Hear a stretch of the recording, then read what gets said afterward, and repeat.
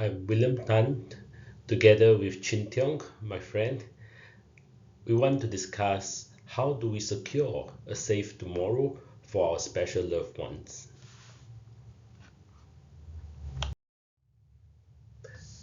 Many caregivers struggle to secure a safe future for their special loved ones with disabilities or special needs. Imagine lying awake at night, uncertain of who will care for your beloved child when you are no longer able to do so.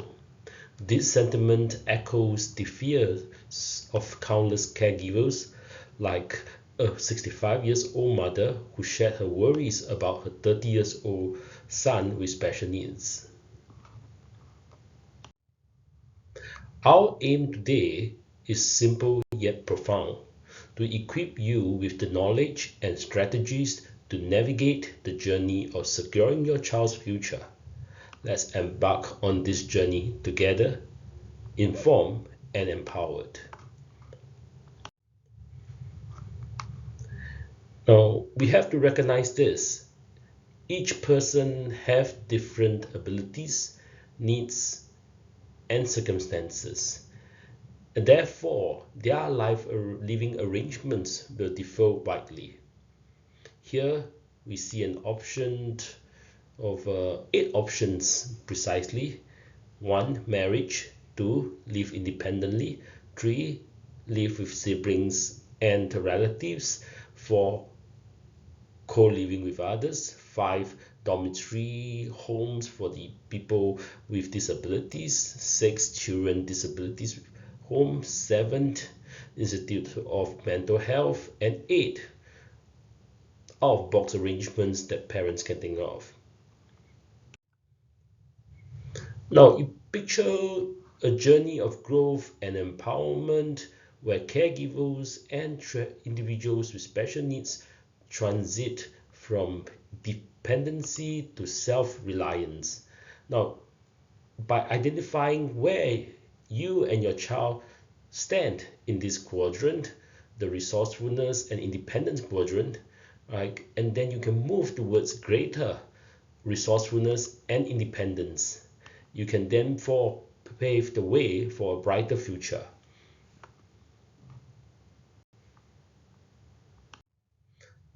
Now, to illustrate this quadrant, consider case 1.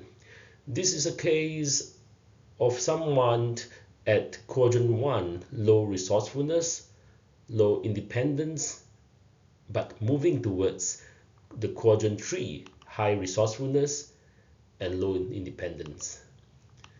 Now, Jack is a salaryman who became an self-employed repairman so that his work time is flexible enough to help in caring his high needs daughter with his wife. For many years, Jack shouldered the burden as much as he could, and for in recent years, however, Jack realized he had to seek assistance from social agency, and he actively found ways to secure funding and day home arrangement for his daughter. Also, he enhanced resourcefulness by learning homeopathy, which improved his daughter's seizure condition.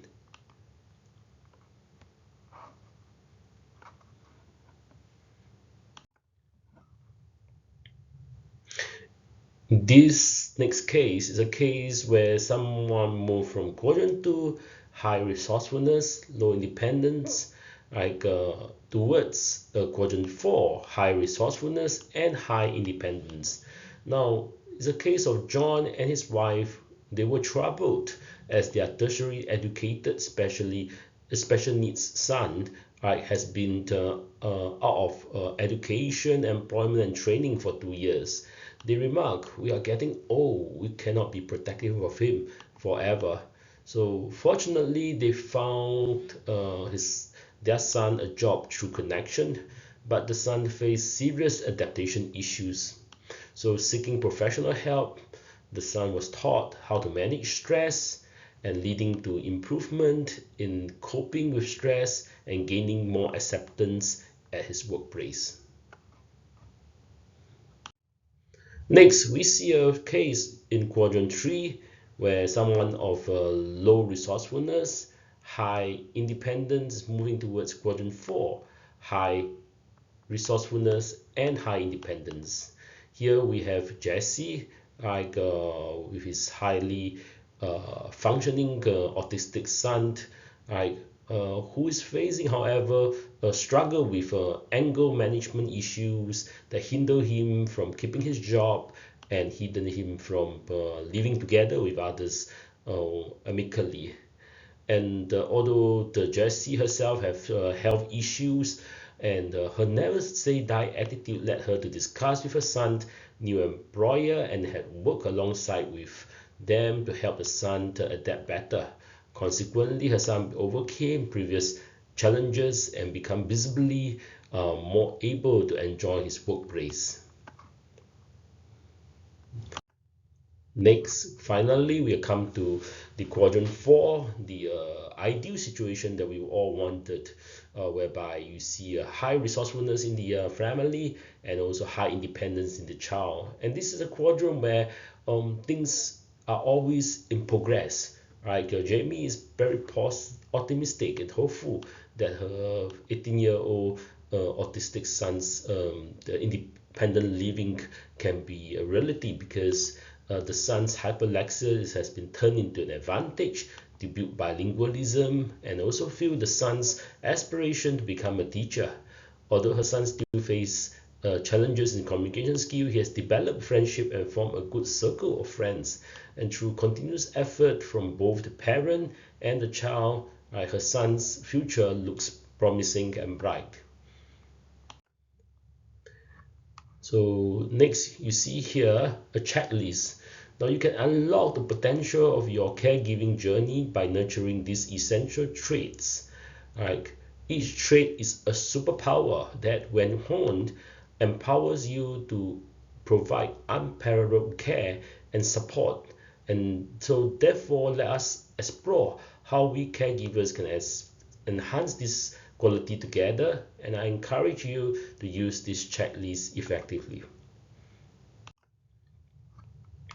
In education and adaptability forms the cornerstone of effective caregiving. So by staying informed and flexible, caregivers can navigate the complexity of special needs care with confidence and grace, fostering a culture of continuous learning and adaptability not only to themselves but also to other members in the family.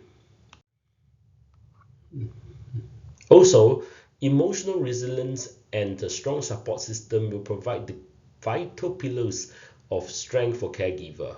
With resilience and robust network of support, caregiver can weather life storms while remaining steadfast in their commitment to their loved ones, encouraging a community of mutual assistance and growth. In empathy and problem-solving skills empowers caregiver to address challenges with compassion and ingenuity. So by fostering and understanding, caregiver can cultivate growth and well-being and even inspire others to approach caregiving with empathy and creativity. Next, I show you this other checklist, which is called 10 essential independent living skills for your children. I think essential independent living skills form the building blocks of autonomy and self-efficiency. From personal care of household management, mastering these skills to household management, mastering skills can empower the individual to thrive in their daily life, encouraging a proactive approach to personal development and self-reliance. So let's look at each of these items here: personal care, health and safety, household management, cooking, nutrition, the transportation ability, time management, organization skill, communication skill, problem solving and decision making and relationship making skills, and self advocacy skills. Next, to elaborate a bit more, skills like transportation, navigation, and time management are essential for navigating the complexity of modern life. By honing this ability, individuals can confidently engage the world around them, fostering independence and empowerment, instilling a sense of capability and purpose, in the caregiver as well as those they support. Right. For individual who may need additional support, a range of care options do exist, from disability homes to specialized hostels. While these options provide vital assistance, there is a collective need for more inclusive and accessible alternatives, inspiring caregivers and community to advocate for comprehensive and person-centered care solutions. There are homes, hostels in Singapore, but space shortage means they prioritize cases where caregivers are no longer around or those most in need. There is hence a need for more of such places, and also a need for us to help our children to be as independent as possible. There does not seem to be of any private options available for special needs now, unlike places for elderly care. So do note that the elderly care institution do not take in person with disabilities. The options here are mostly institutionalization style, disability homes, institutes, and the options are limited, like for all hostels, assisted learning, living cases for persons with disability to get more autonomy on their life. And also there's a limited information, of course, because they are mostly government grant places, and the eligibility is case by case basis, and the cost of running the this places, like living places, are expected to be pretty high. If you take the reference from the private elderly care home, for example, one room can cost as much as $3,000 per person per month. So what can we look forward to, right, in future? I think we could consider things like co-living and supported living options. There are already pilots of such thing going on, and potential other initiative under the Forwards SG plan and enabling Master Plan 2030. The alternative is parents can consider setting up an arrangement, having a small community living together, right? So let us study what other countries are doing, right? Study the various models in other parts of the world that have been tried out and tested. You can refer to all these examples in the appendix, at the end of this report. And what can you do next then? We think that you can, by fostering dependent and expanding our support a network, we can empower caregivers and individuals alike to thrive. Together, we can navigate the journey of caregiving with resilience, compassion, and unwavering dedication. So please enhance your caregiver resourcefulness and child independence. Practice independence even more, expand your network, plan financial resources that will give you the extra leeway to make plans. Here are 5 steps that provides the roadmap for navigating the complexity of securing our loved one's future. By following these guidelines with diligence and care, you can pave the way for a future filled with security and possibilities. Right, so you can see in point 1, you assess the needs of your child, the ability of your child, you explore the options, you visit the potential places, or you arrange for places that you think can be organized between you and your support network. And number 4, you work out a plan there, whereby everybody on board would like to work together on. And then you work on the transition planning, that whereby the child experience this while you are still well and healthy, and therefore you get input to improving the whole situation, right? So Finally, as I just mentioned, like what's more important is to improve, keep on improving, make things work. So you test your system while you're still healthy around, and try to do so as a gauge while the child is around 35 years old or so, because this is the age in Singapore whereby like single can apply for HDB flat for independent living, and also confirm the involvement of everyone. Stay away once in every fortnight for yourself, and then seek to test out the system, seek help from agency if the system you put in is not working that well, right? And then continuously you tweak the system, and you tweak and improve until you see that the plan can go as well as you wanted.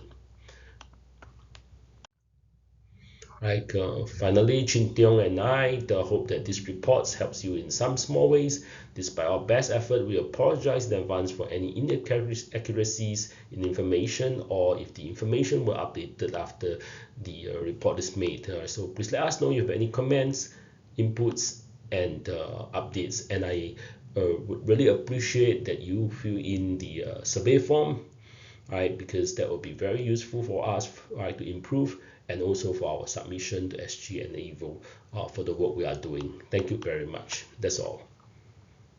Right. The rest here, you can see the appendix. I should not go into details. It covers the various options like disability homes available to you, right? And also these are disabilities hostels, and also children disability hostels for children with special needs but where the parents could not take care of them. And then we also have especially independent living examples or more from overseas. You can refer to the link and then study them.